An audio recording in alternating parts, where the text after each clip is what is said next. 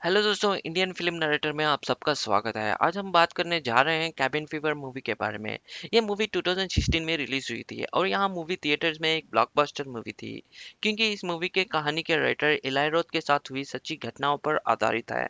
तो चलिए बिना किसी देरी के इस मूवी को शुरू करते हैं। तो जैसे ही मूवी स्टार्ट होती है, हमें एक आदमी को दिखाई देता है जो जंगल में शिकार कर रहा था और कहीं से एक मरा हुआ खरगोश अपने घर लाता है और वो उस खरगोश को अपने डॉग के सामने रखता है।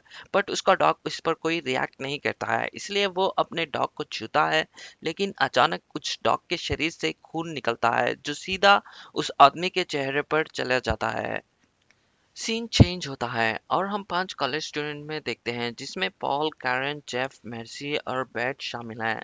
ये अपनी एक वीक की छुट्टी के लिए जंगल में जा रहे होते हैं, जहां उन्होंने रेंट पर एक कैबिन लिया था। फिर उन्हें रास्ते पर एक शॉप दिखाई देता है, इसलिए वो वहां रुक जाते हैं ताकि वो वहां से कुछ जरूरी सामान ले सकें।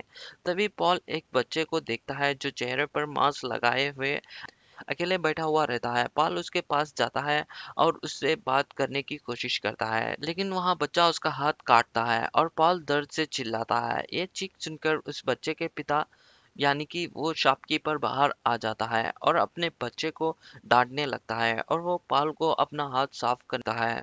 इसके बाद वो सभी अपना जरूरी सामान लेकर वहां से जाने लगते हैं, लेकिन अचानक एक आदमी वहां आता है और उन्हें जंगल के बारे में चेतावनी देता है और बताता है कि जंगल की स्थिति बहुत खराब है और पिछले कुछ दिनों से यहाँ आने वाले लोग बहुत ही बीमार हो रहे हैं। इसलिए वहाँ आदमी उन्हें जंगल में ना जाने के लिए सलाह देता है, लेकिन सभी उसकी बात को इग्नोर करते हैं और जंगल में चले जाते हैं। और कुछ समय बाद वो सभी अपने कैबिन पर पहुंच जाते हैं। केबिन के आसपास का नज़ारा देखकर वो सभी काफी खुश हो जाते हैं। थोड़ी देर बाद बेट अपनी असल रिफाइल निकालता है और बाहर आता है। पॉल उसे रोकता है और उसे रिफाइल के बारे में पूछता है। बेट उसे बताता है कि ये अपनी गेमिंग स्किल्स इंप्रूव करने के लिए लाया है और ये कहने के बाद वहाँ शिकार पर चले जाता है। इसके बाद पॉल और केरन लेक में नहाने जाते हैं और वहाँ अकेलेपन का फायदा उठाकर मिर्ची और जेफ इंटीमेट होने लगते हैं।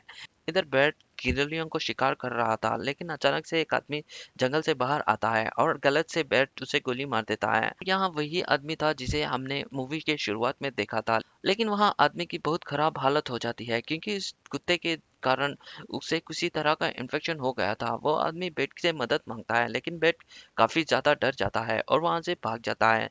बेट कैबिन पर चला जाता है, ऐसे बिहेव करता है कि कुछ हुआ ही नहीं और वहाँ किसी भी दोस्तों को इस घटना के बारे में बताता नहीं है। रात में वो सभी आग जलाकर उसके पास बैठ जाते हैं और पॉल सभी को डरावनी कहानी सुनाता है। फिर अचानक से एक आदमी वहां जाता है जो उन्हें बताता है कि उसका नाम कॉर्नर है और उनसे वहां बैठने की परमिशन मांगता है, पर वो सभी उसे मना कर देते हैं। लेकिन जब कॉर्नर बार बार उनसे रिक्वेस्ट करता है तो वहाँ सभी उसको अपने साथ बैठने के लिए मान जाते हैं। उसके साथ डॉक्टर मैम्बो नाम का एक डॉग भी था और वो अपने डॉग के साथ बैठ जाता है और उन सभी के साथ बातचीत करना शुरू कर देता है। लेकिन कुछ समय बाद मौसम खराब होने लगता है, इसलिए कॉर्नर वहां से चले जाता है और वो सभी कैबिन में चले आते हैं। पर थोड़ी देर बाद उन्हें दरवाजे पर नॉक करते हुए सुनाई देता है और उन सभी को लगता है कि कॉर्नर फिर से वापस आ गया है। इसलिए जब दरवाजा खोलने के लिए जाता है, लेकिन जब वहां दरवाजा खोलता है तो उसे एक आदमी पूरी तरह से खून से बहता हुआ दिखाई देता है। ये वही आदमी था जिसे बेट ने गोली मारी थी। वो आदमी बेट को पहचान लेता है, इसलिए बेट जल्दी से वहां जाकर दरवाजा बंद कर देता है।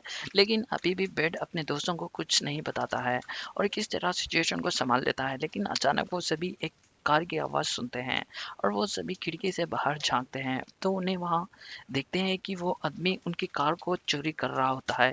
इसलिए वो सब बाहर आते हैं और उसे रोकने की कोशिश करते हैं, लेकिन अचानक से वो आदमी उनकी कार में खून की उल्टी करने लगता है और वो सभी डर जाते हैं और किसी तरह से उस आदमी को अपनी कार से बाहर निकाल देते हैं।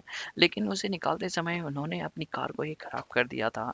तभी वहाँ आदमी लड़कियों की तरफ बढ़ने लगता है और पाल उसका रास्ता रोकता है और उसे आग से डराने की कोशिश करता है, लेकिन इस बीच उस आदमी के शरीर में आग लग जाती है और वो वहां से भाग जाता है। सभी लोग कैबिन में आ जाते हैं और वो सभी इस घटना से डर जाते हैं और अपनी खराब कार के कारण वो कहीं भाग नहीं सकते हैं।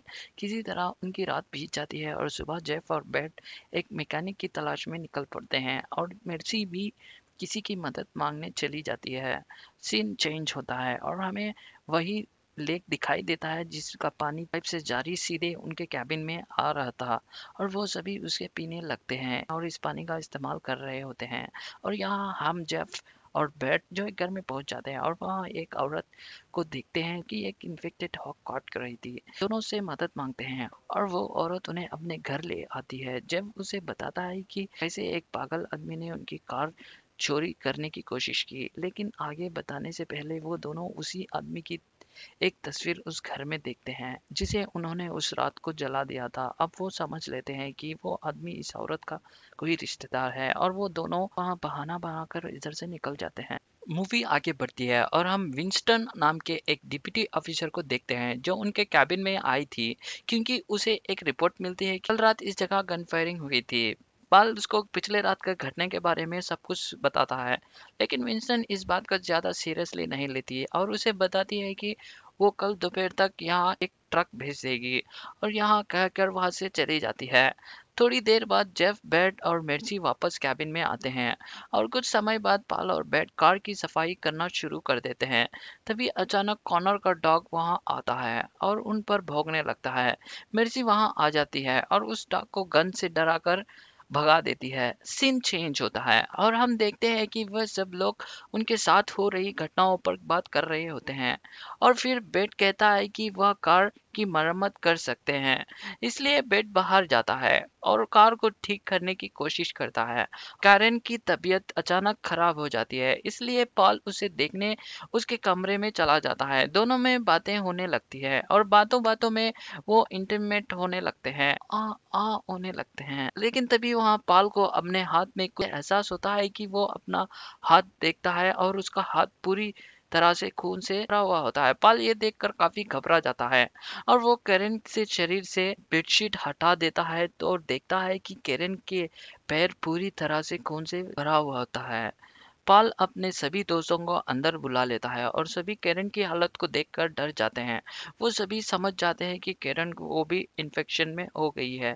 पेट पूरी स्थिति को संभाल लेता है और सभी को कमरे से बाहर निकाल देता है। सब एक दूसरे के शरीर को चेक करते हैं कि किसी और को इन्फेक्शन हुआ या नहीं, लेकिन अभी तक चारों सुरक्षित है। बेट सभी से कहता है कि हमें कैरन को क्वारंटीन करना चाहिए और सभी उसकी बात को सहमत हो जाते हैं और वो सभी कैरन को ले जाते हैं और उसे बोट हाउस में बंद कर देते हैं।